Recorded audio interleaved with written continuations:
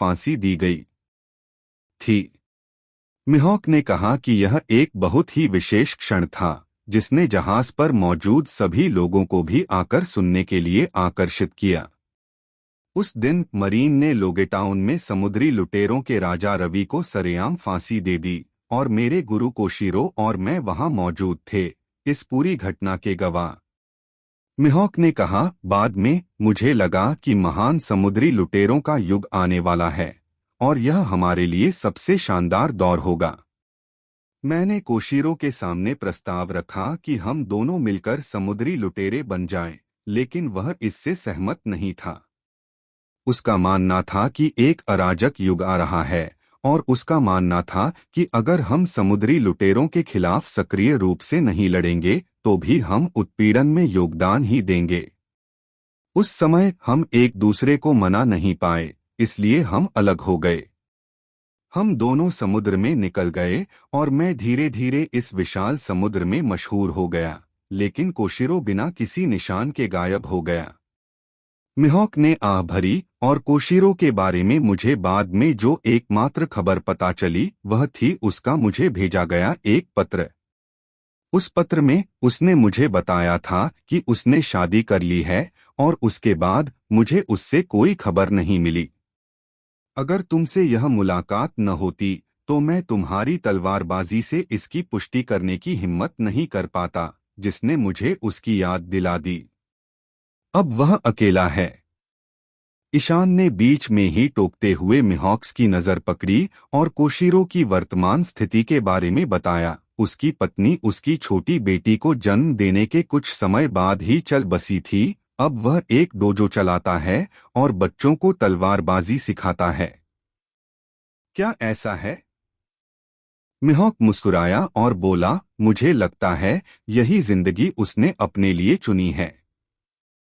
जैसे ही मिहॉक ने इयान की कमर में तलवार देखी, वह खुद को रोक नहीं पाया और पूछा, अब जब मैं इसके बारे में सोचता हूँ तो मुझे याद आता है कि कोशिरो सेंपाई के पास वाडो इचिमोनजी नाम की एक मशहूर तलवार थी।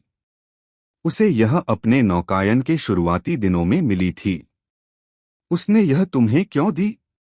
ईशान ने कंधे उचकाकर जवाब दिया, मैं कुछ नहीं कर सकता। मेरी बहन कोशिरो सेंसी की सगी बेटी ने इसे ले लिया।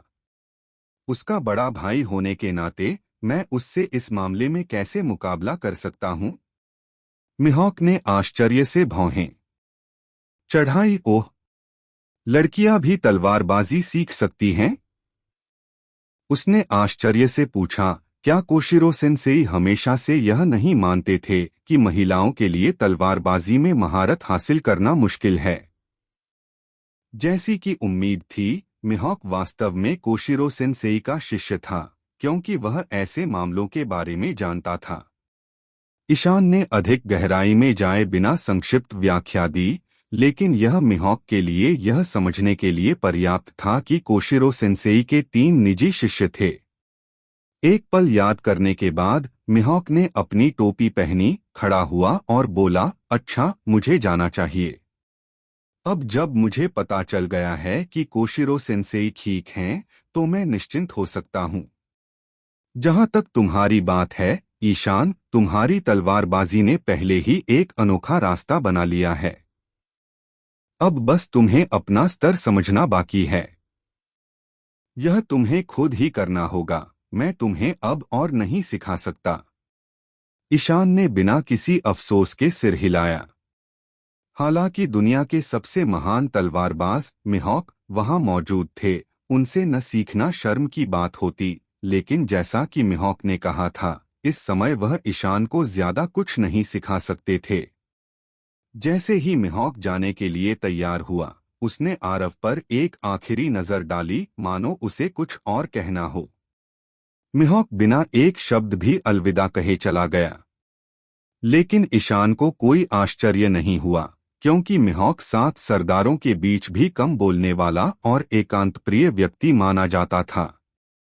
वह किसी भी समुद्री डाकू दल के प्रति निष्ठा नहीं रखता था, बल्कि अपनी राह खुद तय करना पसंद करता था। यदि इयान की पहचान न होती तो शायद वह इतना नहीं बोलता, लेकिन यह उसकी सीमा थी। जैसे ही ईशान ने मिहॉक्स की बेड़ा को क्षितिज में गायब होते देखा, उसने आह भरी और सोचा, ओह, मैं हार गया। मैं पहली बार अपने चाचा से मिला था और मुझे कोई उपहार भी नहीं मिला। सच में एक नाकामी। ऋतु इस पर हंसने से खुद को नहीं रोक सकी और यहाँ तक कि आरव भी हंस पड़ा, क्योंकि वह इयान के व्यक्तित्व को अच्छी तरह से जानता था और जानता था कि वह एक लालची व्यक्ति है। हालांकि रीजू कुछ उदास लग रही थी। उसने उम्मीद नहीं की थी कि ईशान के इतने सारे शिचिबुकाई से इतने गहरे संबंध होंगे, खासकर एकांत प्रिय और अलग थलग रहने वाले तलवारबाज मिहॉक से। वह अपना सिर हिलाए बिना नहीं रह सकी, यह सोचते हुए कि उसके पिता कितने मूर्ख रहे होंगे जो ऐसे व्यक्ति के साथ संबंध बना रहे थे। चलो हम अपनी यात्रा जारी रखेंगे, ईशान ने आरव से कहा। मेरे नए अंकल मिहॉक की वजह से हमने आधा दिन पहले ही बर्बाद कर दिया है। और इसके साथ ही चालक दल एक बार फिर रवाना हो गया। ईशान को पता नहीं था कि मिहॉक अपने मित्र लाल बालों वाले शरद, जो 4 सम्राटों में से एक था, के साथ मिलने गया था। कहानी एक बार फिर थोड़ा मोड़ ले चुकी है। असल में हॉकाई ललित के बारे में खबर लाने के इरादे से शरद को ढूंढने निकला था। ईस्ट ब्लू से लौटते समय शरद ने अपना एक हाथ खो दिया था और मिहॉक को इस बात का पता था। उसने इस बारे में पूछताछ भी की थी। इसलिए उसे पता था कि शरद ने ईस्ट ब्लू में एक युवक से दोस्ती कर ली है और उसे अपनी प्यारी टोपी तोहफे में दी है। हालांकि इस बार मिहॉक अभी तक ईस्ट ब्लू नहीं गया था और उसे स्ट्रॉ हैट ललित से मिलने का मौका भी नहीं मिला था। इसके बजाय उसने किसी और वजह से शरद को ढूंढा। एक अनजान छोटे से द्वीप पर पहुंचकर मिहॉक ने शरद को ढूंढ निकाला। रेड हेयर पायरेट्स के गुर्गे उसके अचानक प्रकट होने से अचंभित रह गए, लेकिन शरद ने जोरदार हंसी के साथ उनका स्वागत किया। हॉकाई मिहॉक का स्वागत किया। मिहॉक, इस अप्रत्याशित आगमन का श्रेय मुझे किस चीज को जाता है? शरद ने थोड़ी उलझन के साथ पूछा, जैसे ही उसने अपना कोट कंधे पर डाला। मैं आपके साथ ड्रिंक करने आया हूं, मिहॉक ने जवाब दिया। शरद ने आश्चर्य से कहा, कितना दिलचस्प है। मैंने तो सोचा था कि तुम मुझसे एक बार फिर युद्ध करने आए हो। अभी मूड नहीं है, हॉकाई ने उस पर नजर डालते हुए जवाब दिया। यहां आने से पहले ही मैं किसी से भिड़ गया था। क्या ऐसा है? शरद ने बड़ी उत्सुकता से पूछा। बताओ, तुम्हारा मुकाबला किससे हुआ था?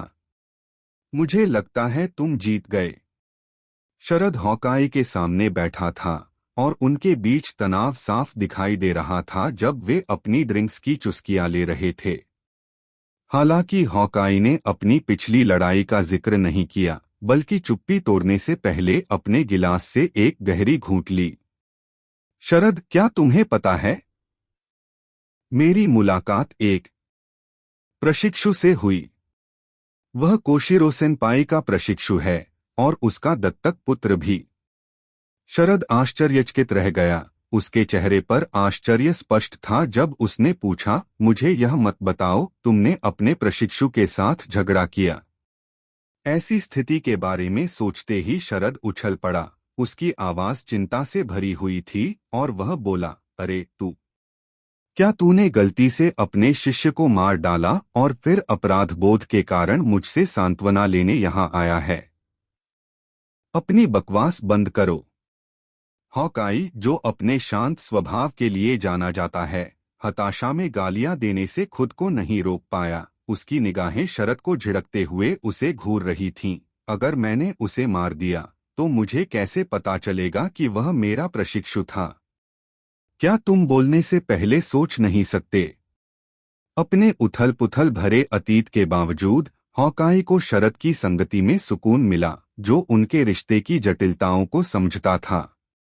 इसी समझ ने उसे लाल बालों वाली लड़की की तलाश करने के लिए प्रेरित किया था। लेकिन सच्चाई यह है कि हालांकि शरद बहुत शक्तिशाली है, लेकिन कभी कभी वह असंगत बातें बोल और कर सकता है, जिससे उसके आसपास के लोग उसके निर्णय और मानसिकता पर सवाल उठाने लगते हैं। हॉकाई की कड़ी फटकार के बाद शरद को अंततः होश आया और उसने सिर खुजाते हुए कहा, ओह, यह सही है। उसने हॉकाइस के कंधे पर थपथपाया। उसकी हंसी सच्ची थी और वह बोला, सच में, तुमने पहले क्यों नहीं कहा? तुमने मुझे बेकार में परेशान कर रखा था। मिहॉक ने चुपचाप शरद को देखा। उसकी आवाज चिंता से भरी हुई थी जब उसने कहा, मैं आज आपके पास आया हूं क्योंकि कुछ ऐसा है जो मेरे दिमाग पर भारी पड़ रहा है। क्या है? शरद ने अपना गिलास उठाकर ड्रिंक का घूंट लेते हुए पूछा। यह आपके गाल पर निशान के बारे में है, मिहॉक ने जवाब दिया। उसकी निगाहें शरद पर टिकी थीं। निशान का जिक्र आते ही शरद के चेहरे पर एक अलग ही भाव आ गया। उसका व्यवहार गंभीर हो गया और उसने अपना गिलास नीचे रखकर मिहॉक की तरफ देखा। तुम्हें तो ये बात पहले से ही पता थी, है ना? मुझे पता है, मिहॉक ने सिर हिलाया। यह ब्लैकबियर्ड टीच के बारे में है। क्या वह सचमुच उतना ही शक्तिशाली है जितना कहा जाता है? शरद ने एक गहरी सांस ली। उसकी नजरें दूर हट गईं और उसने जवाब दिया, मिहॉक, मैं तुम्हें बताना चाहता हूं कि जब मेरा सामना टीच से हुआ तो मैंने उसे गंभीरता से नहीं लिया। उसकी क्रूर ताकत ने ही मेरे चेहरे पर यह निशान छोड़ा है। मिहॉक एक पल के लिए चुप हो गया, फिर एक बार बोला। उसकी आवाज चिंता से भरी हुई थी। क्या तुम्हें पता था? जब मैं अपने प्रशिक्षु से मिला और पाया कि वह व्हाइट बियर्ड पायरेट्स के दूसरे डिवीजन के कप्तान आरव के साथ था, और यह बात मुझे चिंतित करती है। हम? शरद ने भौहें सिकोड़ते हुए पूछा, आपका प्रशिक्षु कौन है? तुमने जरूर सुना होगा। मिहॉक ने घुटनों पर हाथ रखकर शरद की ओर देखा। वह शिचिबुकाई का नवनियुक्त सदस्य ब्लैक ड्रैगन ईशान है। यहाँ क्या हो रहा है? शरद चौंककर बोला। उसकी आंखें अविश्वास से चौड़ी हो गईं और उसने हॉकाई की ओर मुड़कर पूछा, तुम्हारा प्रशिक्षु कौन है जिसे वे ब्लैक ड्रैगन ईशान कहते हैं? मिहॉक ने सिर हिलाया, वह सचमुच है। शरद खुद को खड़े होने से नहीं रोक सका। वह आगे पीछे टहल रहा था और इस नई जानकारी को समझने की कोशिश कर रहा था। अचानक शरद रुक गया और वापस बैठ गया। उसकी नजरें मिहॉक पर टिकी थीं। जैसे ही वह बोल रहा था, मैंने सुना था कि फायर फिस्ट आरव ब्लैकबर्ड टीच का शिकार करने निकला है, लेकिन बाद में मुझे पता चला कि आरव सीधे टीच के पीछे नहीं गया था, बल्कि पहले ट्रावोल्टा द्वीप गया और फिर ब्लैक ड्रैगन ईशान, जयदेव और कई अन्य शिचिबुकाई के साथ सेना में शामिल हो गया और ड्रेसरोसा में प्रकट हुआ, जिससे डोफ्लेमिंगोस साम्राज्य में अराजकता और उथल-पुथल मच गई।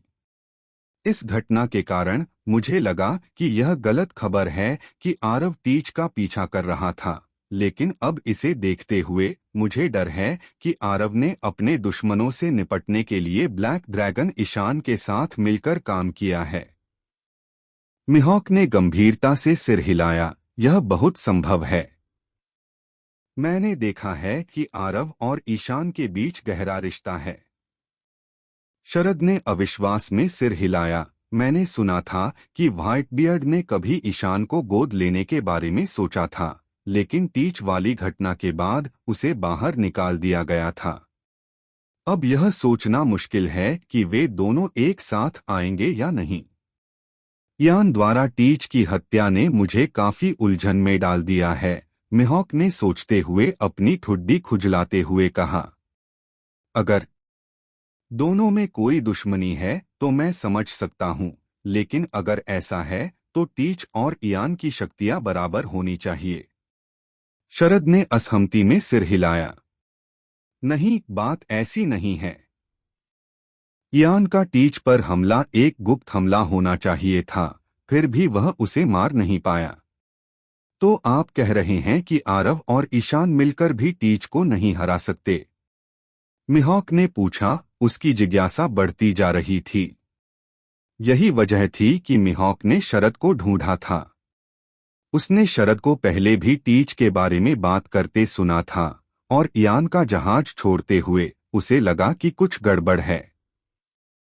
व्हाइटबर्ड पायरेट्स द्वारा गद्दार टीच की तलाश पूरी ग्रैंड लाइन में जगजाहिर थी और ईशान और आरव का एक साथ दिखना जरूर कोई मकसद होगा। अपने प्रशिक्षु ईशान की चिंता में मिहॉक ने जवाब जानने के लिए शरद को ढूंढा। शरद ने अपनी प्रतिक्रिया देने से पहले एक पल सोचा। मैं पक्के तौर पर नहीं कह सकता क्योंकि मैंने नए शिचिबुकाई ईशान से कभी लड़ाई नहीं की है, नहीं उसे देखा है। लेकिन अगर सिर्फ आरव ही टीच का पीछा कर रहा होता तो हालात उसके खिलाफ होते।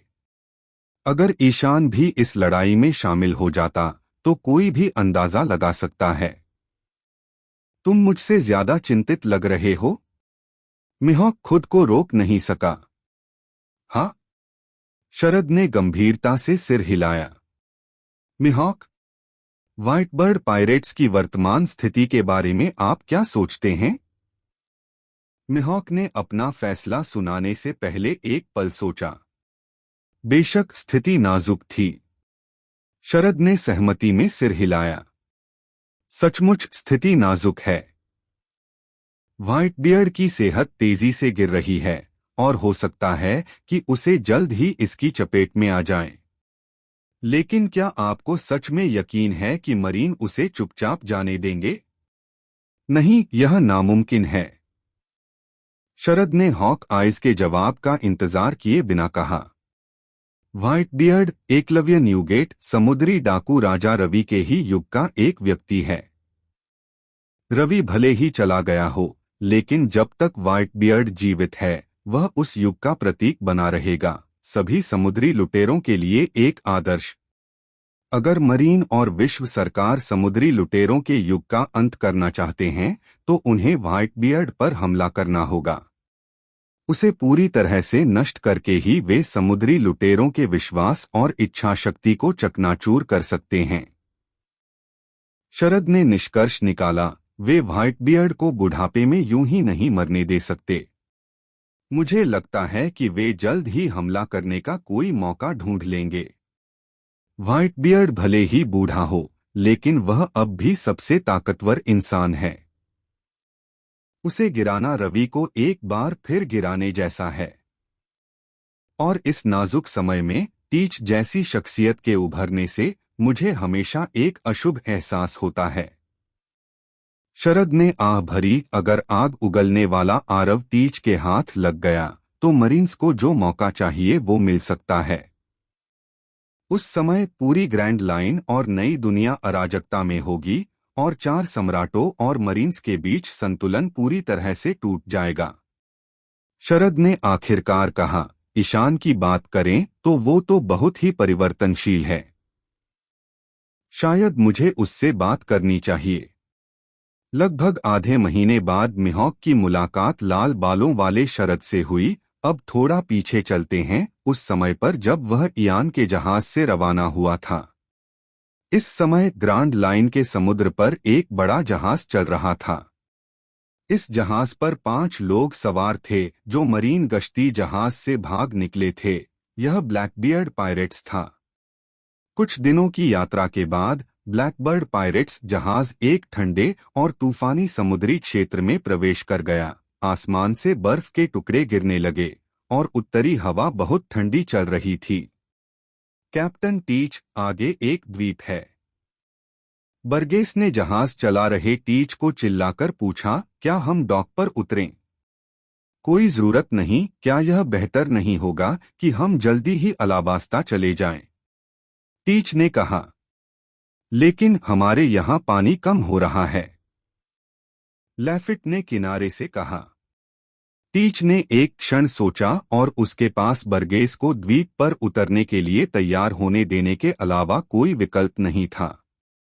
कुरिनास के पीछा से बचने के बाद टीच और उसका दल अपने लॉग पोज के अनुसार आगे बढ़े। जब उन्हें एहसास हुआ कि उनका चुना हुआ मार्ग उन्हें अलाबस्ता की ओर ले जा रहा है, तो टीच को कुछ विचार आने लगे। ईशान द्वारा डोफ्लामिंगो की हार और उसके अपराधों के खुलासे के साथ अब डोफ्लामिंगो का शिचिबुकाई पद रिक्त था और टीच हमेशा से शिचिबुकाई पद लेना चाहता था ताकि वह अपनी योजना को क्रियान्वित कर सके, जिसका उल्लेख पहले किया गया था। टीच ने हमेशा से ही समुद्री डाकुओं के बीच अपनी पहचान बनाने की एक बड़ी योजना बनाई थी। उसने कुछ जाने माने नामों को हराकर जल्दी ही प्रसिद्धि हासिल करने, मरीन का ध्यान आकर्षित करने और अंततः शिचिबुकाई में जगह पाने के लिए विचार किए जाने की कल्पना की थी। लेकिन ग्रैंड लाइन के खतरनाक जलक्षेत्र में आगे बढ़ते हुए टीच के लिए अपनी योजना को अमल में लाने के मौके कम ही थे। जिन समुद्री लुटेरों से उनका सामना हुआ वे छोटे थे, जिन्हें खत्म करने की कोशिश करना बेकार था। लेकिन किस्मत को कुछ और ही मंजूर था। उसकी यात्रा उसे अलाबस्ता ले गई और इस एहसास के साथ ही उसके मन में एक नया विचार आया। उसे याद आया कि शिचिबुकाई में से एक मगरमच्छ वहीं रहता है। मगरमच्छ को ईशान के साथ ड्रेसरोसा में देखा गया था, लेकिन संभावना है कि वह अपने बेस पर वापस लौट गया हो। शिचिबुकाई को हराने और मरीन के सामने अपनी ताकत साबित करने का मौका हाथ से जाने नहीं देना चाहिए था। लेकिन उससे भी बेहतर मगरमच्छों का ईशान के साथ होना एक अतिरिक्त बोनस था। टीच और ईशान के बीच लंबे समय से दुश्मनी थी और इयान के किसी एक साथी को खत्म करना एक संतोषजनक जीत होती। जैसे ही टीच का जहाज अलाबस्ता के पास पहुंचा, वह उत्साह से भर गया। यह उसके लिए अपना नाम बनाने, एक शक्तिशाली समुद्री डाकू को हराने और शिचिबुकाई में अपनी जगह बनाने का मौका था। लेकिन एक और वजह थी, एक गुप्त प्रेरणा जो सिर्फ वही जानता था। वह अपनी योजना को अमल में लाने के लिए बेताब था। एक लक्ष्य को ध्यान में रखते हुए टीच और उनके दल ने अलाबस्ता की ओर प्रस्थान किया। लेकिन जैसा कि कोई भी नाविक जानता होगा, कुछ चीजें नियंत्रण से बाहर होती हैं। पानी का खत्म हो जाना एक दुर्भाग्यपूर्ण घटना थी, जिसके कारण उनके पास द्रम द्वीप नामक द्वीप पर रुकने के अलावा कोई विकल्प नहीं बचा था। ब्र जैसे ही उन्होंने द्वीप पर कदम रखा, टीच ठंड से कांपने लगा। यह सर्दियों वाला द्वीप उसके लिए बहुत ठंडा था। अरे यार, जल्दी से काम खत्म करो ताकि हम यहाँ से निकल सकें। टीच ने अपने साथियों से बड़बड़ाते हुए कहा, मैं इस वीरान जगह में एक पल भी और नहीं बिताना चाहता। हालांकि जैसे ही वे रवाना होने वाले थे, वैन ऑगर, जिसके कंधे पर एक अजीब सा लंबा स्नाइपर था, अचानक बोला, कैप्टन, लगता है कुछ ठीक नहीं है। मैंने आगे गांव में एक काला समुद्री डाकू झंडा देखा है। टीच हैरान रह गया, समुद्री डाकू का झंडा? यह द्वीप किसका है? इस झंडे में एक तलवार ड्रैगन के सिर को चीरती हुई दिखाई दे रही है। यह ड्रैगन हंटर पायरेट्स का झंडा है, वैन ऑगर ने जवाब दिया।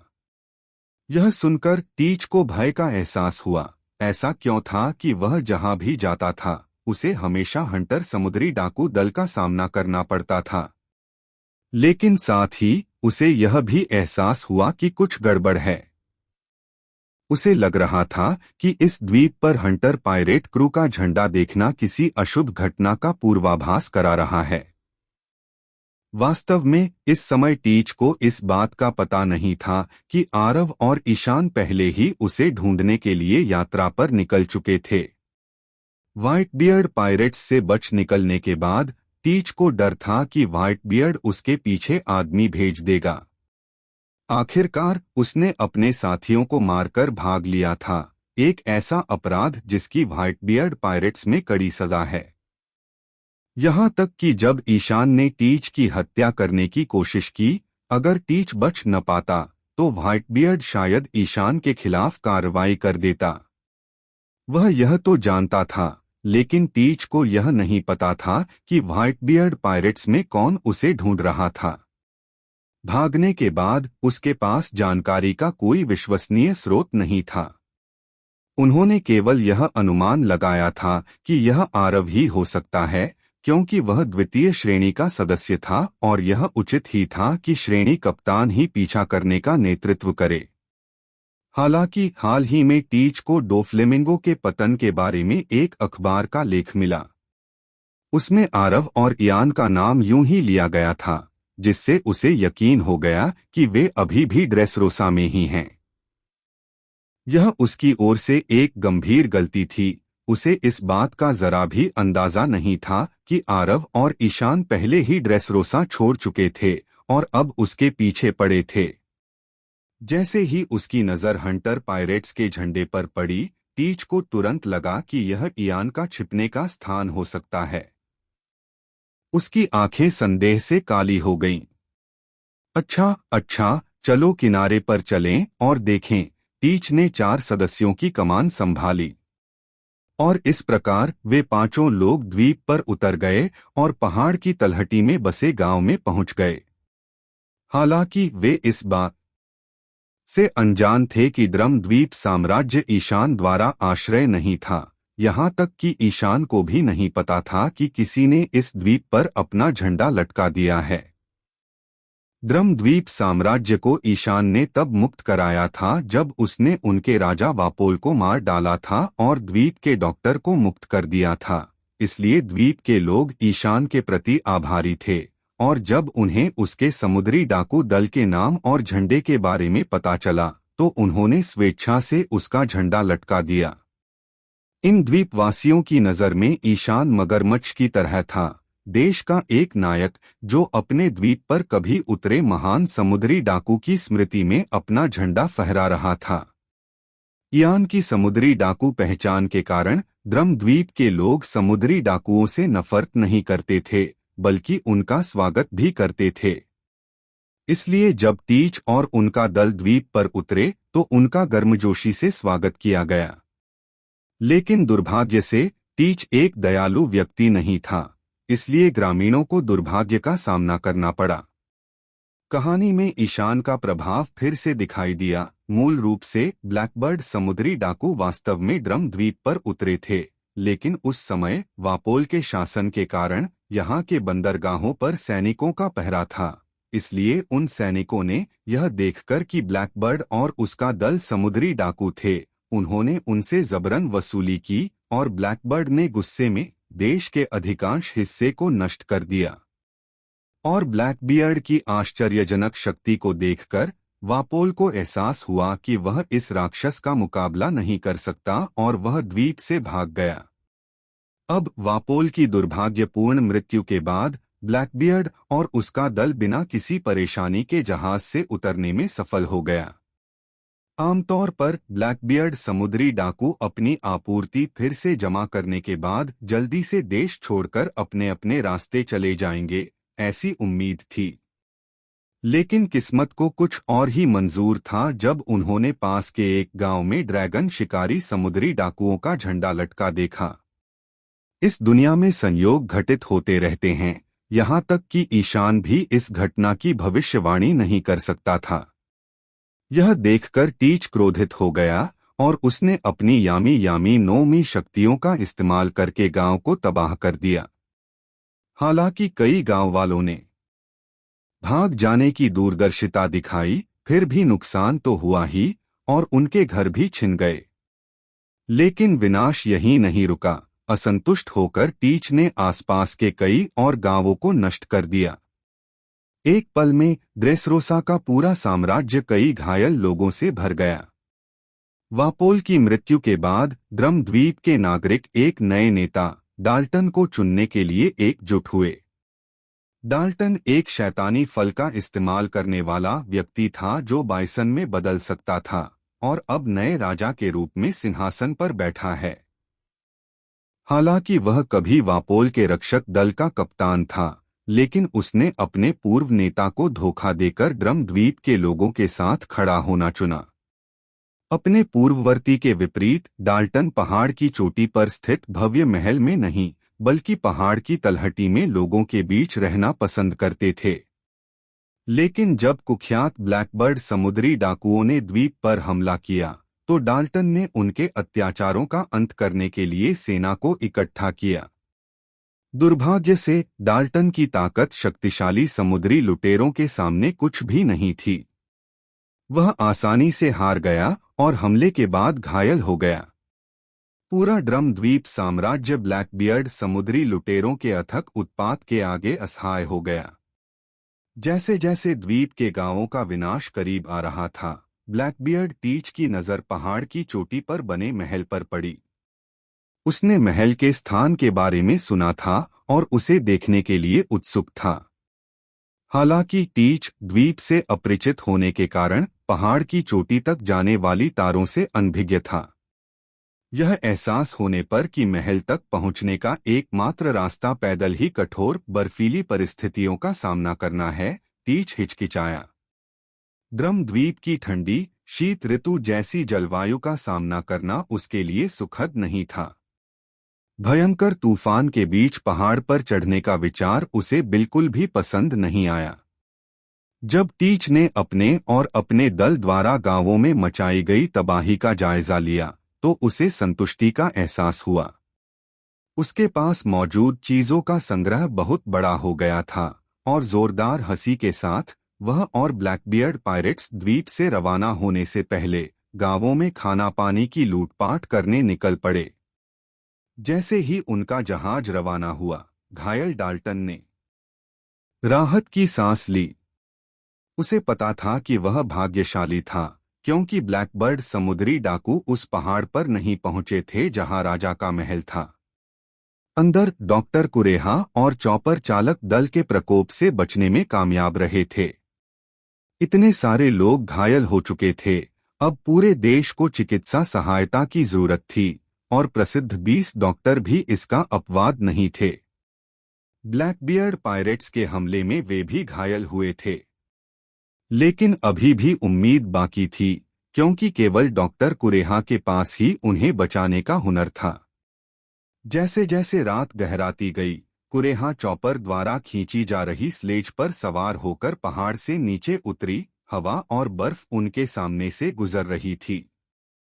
तभी उसे समुद्री डाकुओं के कहर की पूरी हद का अंदाजा हुआ।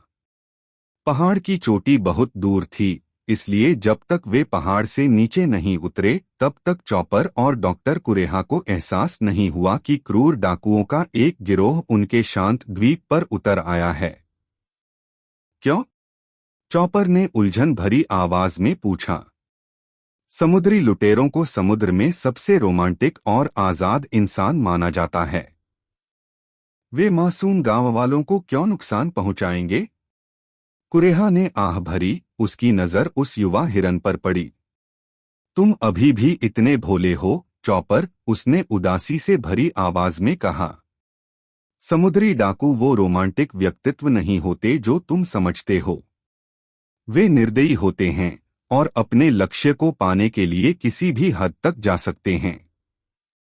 डॉक्टर हिरिलुक ने ही चॉपर में शुरू में यह विश्वास भरा था कि समुद्री डाकू अच्छे लोग होते हैं, और बाद में जब ईशान द्वीप पर आया और वापोल को हरा दिया तो चॉपर का यह विश्वास और भी मजबूत हो गया। अब अचानक उसका सामना ब्लैकबियर्ड पायरेट्स जैसे खतरनाक समुद्री लुटेरों के समूह से हुआ। इसमें कोई आश्चर्य नहीं कि चॉपर उलझन में पड़ गया। डॉक्टर कुरेहा ने कुछ नहीं कहा, बल्कि वह और चॉपर घायलों को ठीक करने में जुट गए। कुरेहा के काम करते हुए चॉपर बड़बड़ाया, काश ईशानसान यहाँ होता। वो उन खूंखार समुद्री लुटेरों को जरूर सबक सिखा देता। ब्लैकबियर्ड समुद्री डाकुओं के हमले के लगभग 10 दिन बाद जब ड्रम द्वीप पर स्थिति सामान्य होने लगी तो ड्रम किंगडम के जल क्षेत्र के बाहरी इलाके में एक और समुद्री डाकू जहाज दिखाई दिया।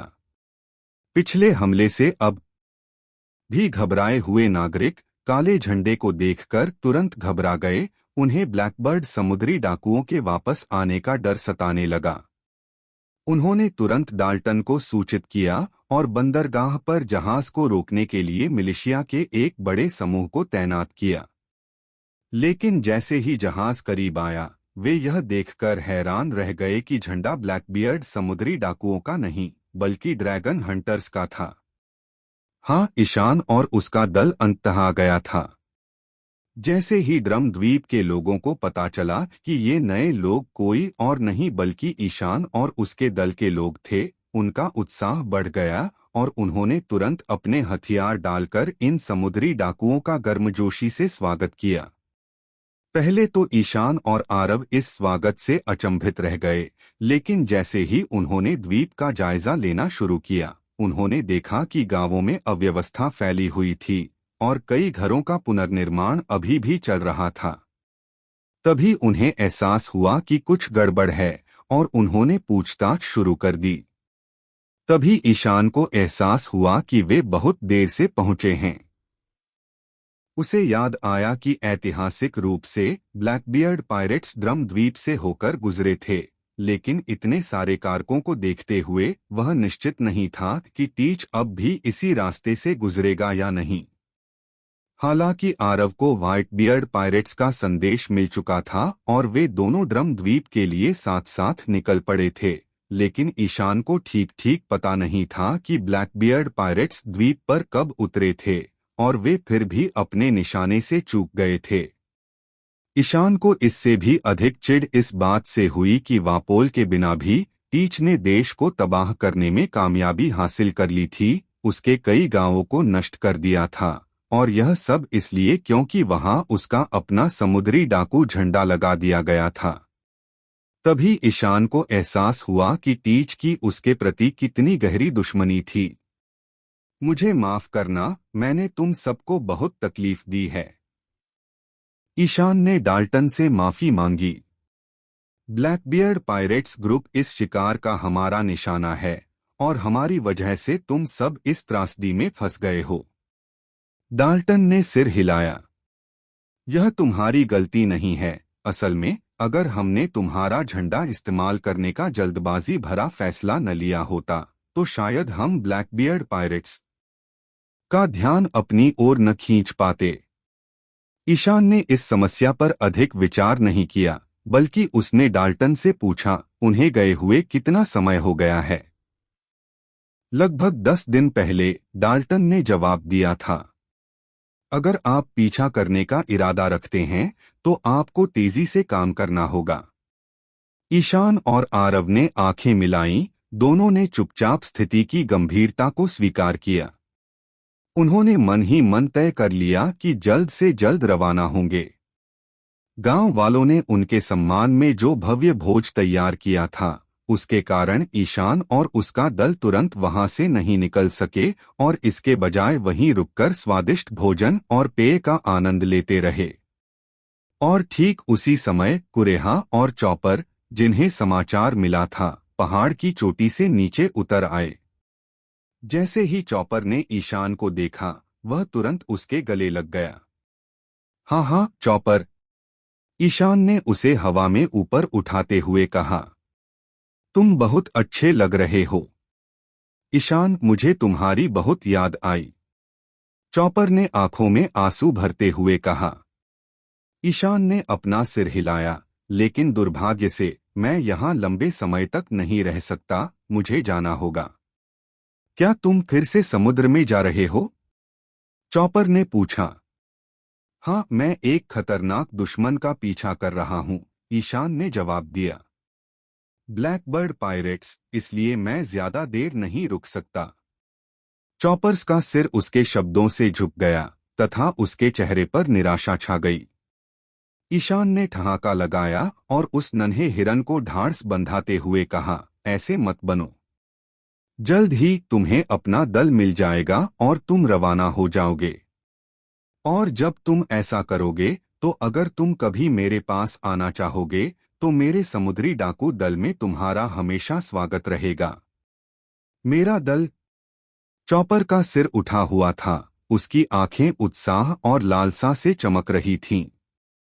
ईशान ने सिर हिलाया, क्योंकि वह स्ट्रॉ हैट पायरेट्स के बारे में सोचे बिना नहीं रह सका। शायद उन्हें भी इस द्वीप पर पहुंचने में ज्यादा समय नहीं लगेगा।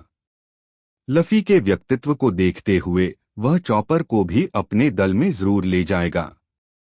चॉपर एक प्रतिभाशाली डॉक्टर था और उसके साथ स्ट्रॉ हैट पायरेट्स के पास कोई ऐसा व्यक्ति होता था जो घायल होने पर उन्हें ठीक कर देता था, विशेष रूप से लापरवाह संजय। चॉपर से कुछ और बातें करने के बाद ईशान ने उसे ऋतु और रीजू को सौंप दिया। ऋतु, जो प्यारी चीजों की बहुत शौकीन थी, ने पहले ही रोएंदार चॉपर को देख लिया था और हालांकि उसने इसे अपने चेहरे पर नहीं दिखाया, लेकिन जब ईशान ने चॉपर उसे सौंप दिया तो उसने मुस्कुराते हुए उसे गले लगा लिया और रीजू के साथ बातें करने लगी। दो खूबसूरत महिलाओं से घिरे चॉपर को डर तो लग रहा था, लेकिन साथ ही उसे यह भी यकीन था कि वे उसके भाई ईशान की पार्टनर हैं। इसलिए वह वहीं अकड़कर खड़ा रहा और उनकी बातें सुनता रहा। खाना पीना खत्म करने के बाद ईशान और उसके साथियों ने तय किया कि अब उनके जाने का समय हो गया है। लेकिन जाने से पहले ईशान को कुछ याद आया और उसने डाल्टन की ओर मुड़कर कहा, क्या मैं तुमसे एक मदद मांग सकता हूं? अगर निकट भविष्य में ललित नाम का कोई समुद्री डाकू पुआल की टोपी पहने इस द्वीप पर आए तो क्या तुम उसे बता सकते हो कि हम अलाबस्ता में उसका इंतजार कर रहे होंगे? डाल्टन ने मना नहीं किया और सहमति में केवल सिर हिलाया और उस संदेश को पीछे छोड़कर आरव और ईशान ब्लैकबर्ड समुद्री डाकुओं का पीछा करते हुए द्वीप से चले गए। अलाबस्ता साम्राज्य का बंदरगाह शहर नैनोहाना गतिविधियों से भरा हुआ था, जहां व्यापारी, यात्री और यहां तक कि कुख्यात समुद्री डाकू भी सड़कों पर घूम रहे थे। लेकिन इस चहल पहल के बीच एक छोटा सा रेस्टोरेंट अपने भयानक सन्नाटे के लिए जाना जाता था। ऐसा इसलिए नहीं था कि रेस्तरां में कोई ग्राहक नहीं था, बल्कि यह रेस्तरां शहर में बहुत प्रसिद्ध था और इसमें बहुत सारे ग्राहक आते थे। हालांकि इस समय सभी दर्शकों की नजरें एक मेज पर बैठे दो व्यक्तियों पर टिकी थीं, जो बड़ी भूख से एक के बाद एक प्लेट में खाना खा रहे थे। एक नंगे सीने वाला आदमी था जिसने काउबॉय हैट पहन रखी थी और दूसरा एक काला भालू मिंक था जिसके पूरे शरीर पर फर था।